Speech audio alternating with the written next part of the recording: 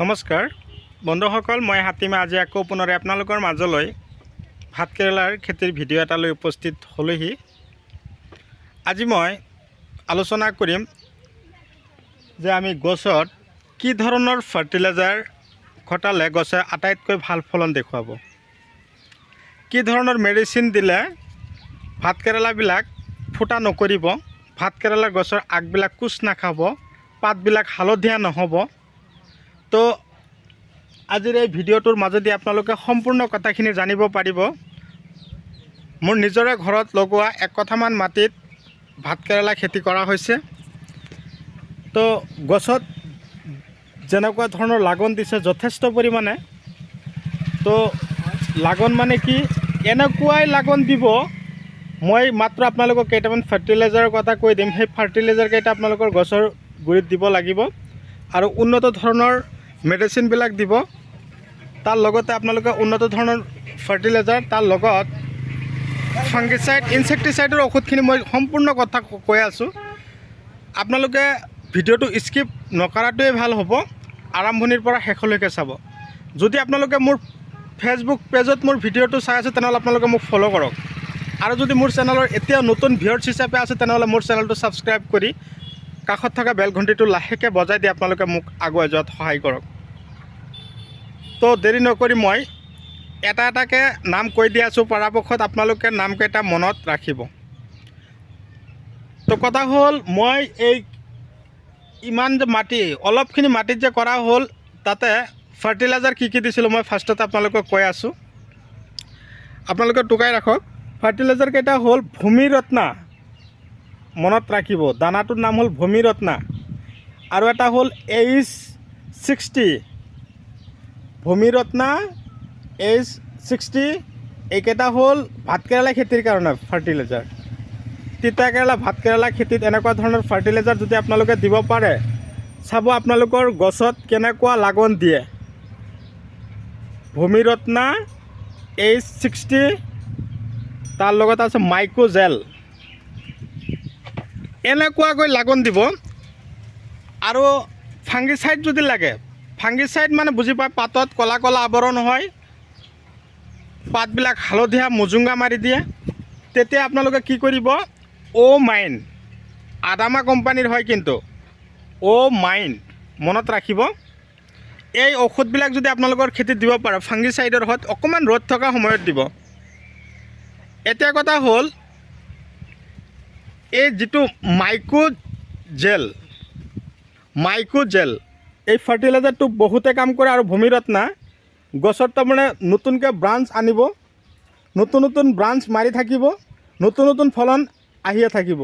আৰু এই 2026 বৰ্ষত কিন্তু মই এটা কথাই আপোনালোকক কৈছোঁ যে 2026 বৰ্ষত কিন্তু আমাৰ খাৰুপেটীয়াতে কৃষকসকলে কিন্তু চব্জিত আটাইতকৈ ভাল দাম পাব।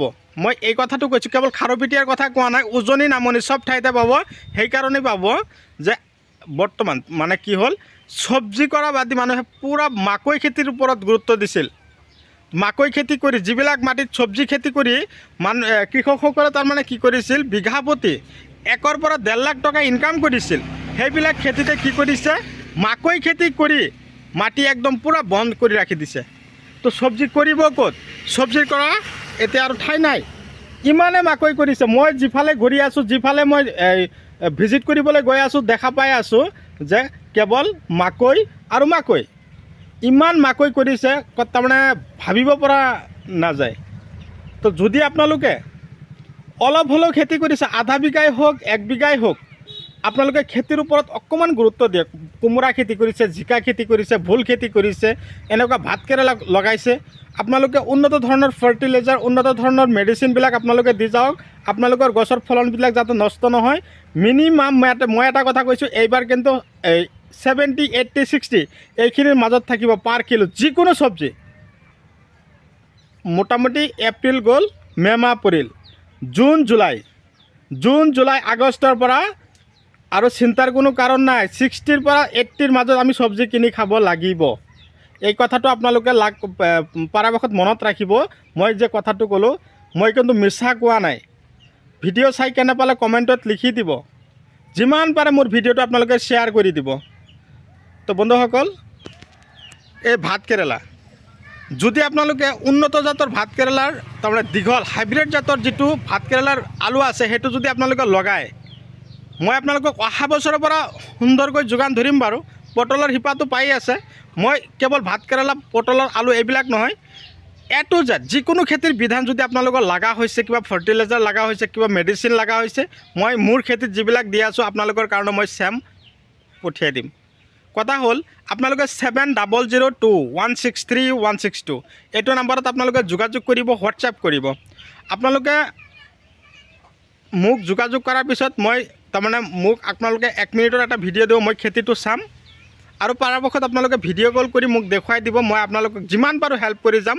আপোনালোকৰ খেতিৰ দিহা পৰামৰ্শ লাগে, কি লাগে মই আপোনালোকক সম্পূৰ্ণ যোগান ধৰিম। খেতিৰ দিহা পৰামৰ্শ মই নিজে ল'ম, কিন্তু কথা হ'ল মোৰ এটাই উদ্দেশ্য, আপোনালোকে খেতি কৰক, খেতি কৰক। আমি ইমান কিয় পিছুৱাই আছোঁ জানে? আমি লৰচৰ কৰা নাই, আমি খেতিৰ ওপৰত গুৰুত্ব দিয়া নাই। আমি খেতি কৰিছোঁ ঠিকে, খেতিৰ ওপৰত গুৰুত্ব নিদিয়াকৈ খেতি পেলাই ৰাখিছোঁ। সেইকাৰণে আপোনালোকক কৈছোঁ যে আপোনালোকে খেতি কৰি আগুৱাই যাবৰ কাৰণে প্ৰস্তুতি লওক। খেতিত যথেষ্ট পৰিমাণে টকা পোৱা যায়, এই কথাটো কেৱল আজিৰ ভিডিঅ'ত মই কোৱা নাই, আগৰ ভিডিঅ'টো মই আপোনালোকৰ লগত কথাখিনি শ্বেয়াৰ কৰিছোঁ।